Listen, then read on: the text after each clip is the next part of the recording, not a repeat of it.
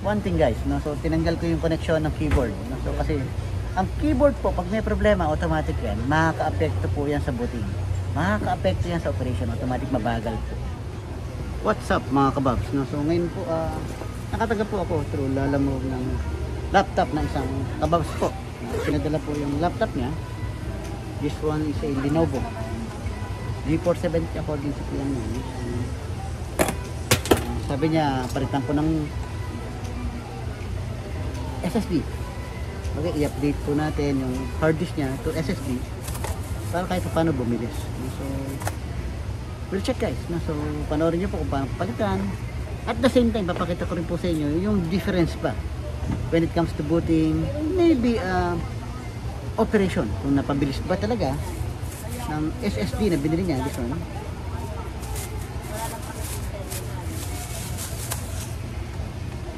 Yung laptop. So, panoorin niyo. Intro, pasok.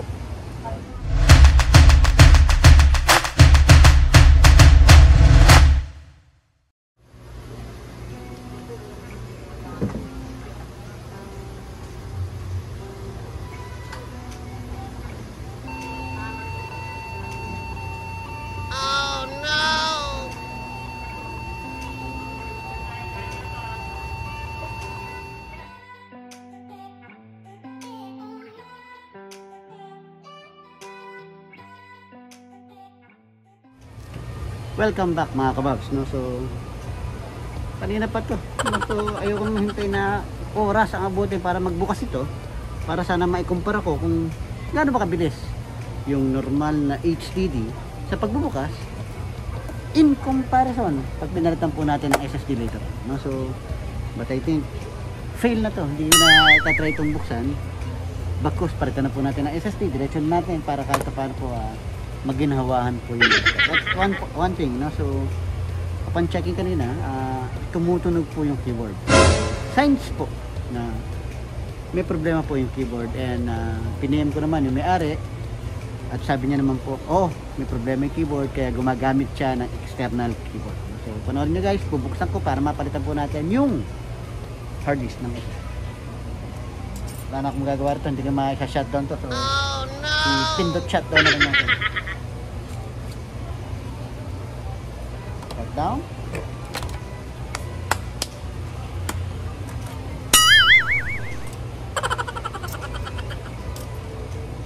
Hindi ko alam kung meron akong keyboard nito, no?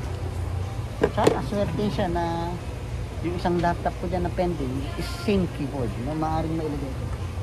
If not, malas na. Carrying hard disk na po kasi lumilitaw, no? So signs po na may problema yung hard disk, kaya kailangan natin. This is the hard disk. So napakasimple lang naman guys. Kung kayo magbubukas kayo, magpapalit kayo, mag-upgrade po kayo from hard disk to SSD. Napakasimple. Konting tanggal ng tornilyo, konting hugot. Shoot! Hindi na kailangan ng IT pa dyan. Kahit kayo at the comfort of your home, kahit nasa comfort ng inyong opisina, hindi na kailangan tumawag pa ng IT dyan. Kaya nyo yan. Wala ka naman mababasag dyan dahil hindi naman nagpapalit ng LCD.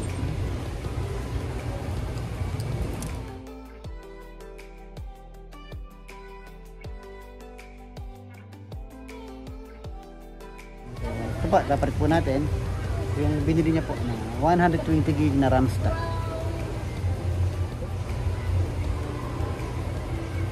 Tingnan lang po natin yung pagkakaalis natin.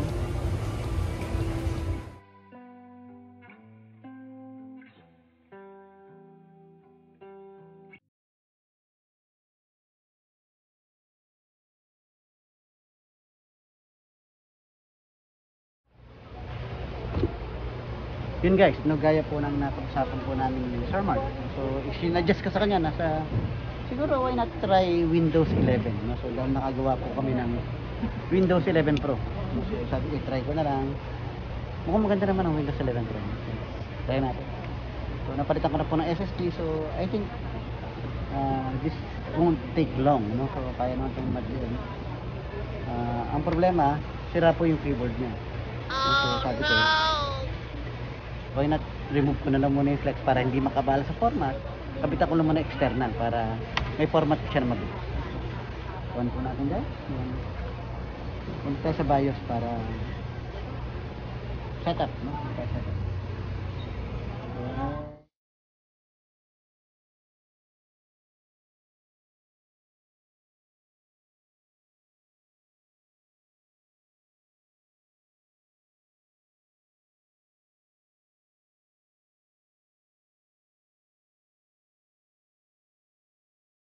Gamitan ng technique.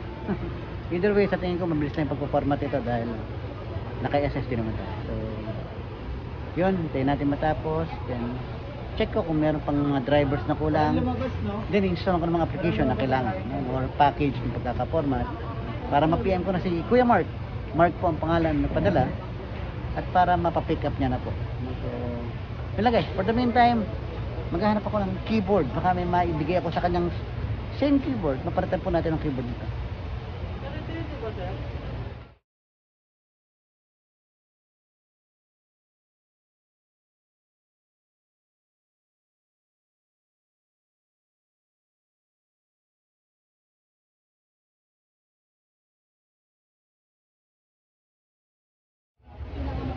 Welcome back mga kababs, no? So pagkatapos lang na mag-format, mag-install ng Windows 11 sa SSD po ni Sir Mark, no? So right now po install lang po natin ang drivers kasi medyo hindi ako satisfied sa tingin ko kulang ng driver, no? Same way kung ano po yung process na ginagawa po natin sa Windows 10, I think ganun din po yung gagawin natin dito. So gamitan po natin snappy driver, sabi nga ng isang customer, no? So thumb driver, no? Snappy para medyo umayos yung solution niya.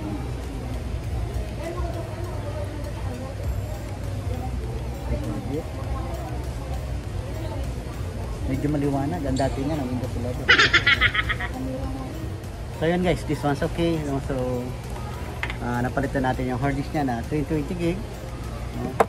And na-upgrade natin to 120 SSD, no? So 10 times faster. Yun nga naman ang pinaka-advertisement nila, so, para mas mabilis. So, kaya ako pag gumagawa ako ng thumbnails o yung mga title po sa YouTube, palagi nilalagay ko easy and fast. Kasi yan po yung mga terms na mas searchable pagdating po sa YouTube, no? So, yun guys, no? So, tapos na to. Meron ng VLC player, may Google Chrome, meron na rin Microsoft Office, Word, Excel, PowerPoint, no? So basically kompleto, no? So empty ko lang to. And this PC sabi ko 99 GB free, no? So basically maliit lang, no? So almost 12 gig lang yung Windows 11. May wifi na siya 100%. So one thing guys, no? So tinanggal ko yung connection ng keyboard.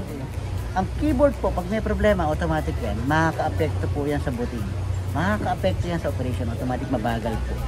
So tinanggal ko na po yung connection ng keyboard. Anyway, sabi po ni Kuya Mark, Sir Mark, yung nagpadala po nitong customer natin, kababs natin, meron naman siyang gamit ng external keyboard, no? So papaliwanag ko na lang din sa kanya mamaya, pagkausap kami kasi ayusin ko na to, ipapabook ko na sa kanya para makakuha niya na po. Yun lang guys, balikan ko po kayo, or better yet, tapusin ko na po, no? So sana po kahit paano po meron po kayo natutunan sa maikli pa, mahaba no? So sa vlog na to, no? So update HDD to SSD, no? So para mapabilis po natin yung laptop. And paano ba natin mapabilis in case nasira po yung keyboard? Paano gagawin natin para maiwasan natin ang tunog-tunog yung ganito? Para hindi lang nakakairita yung tunog-tunog na yan, nakakabagal pa ng computer, no? So paano tanggalin? Siyempre tatanggalin natin ang keyboard, no? So para hindi na siya maka-apekto. Yun lang guys, maraming salamat. Hanggang sa susunod po na episode ni WhatsApp. Maraming salamat po sa panonood nyo guys. at sa patuloy na suporta. No, so maraming salamat. God bless.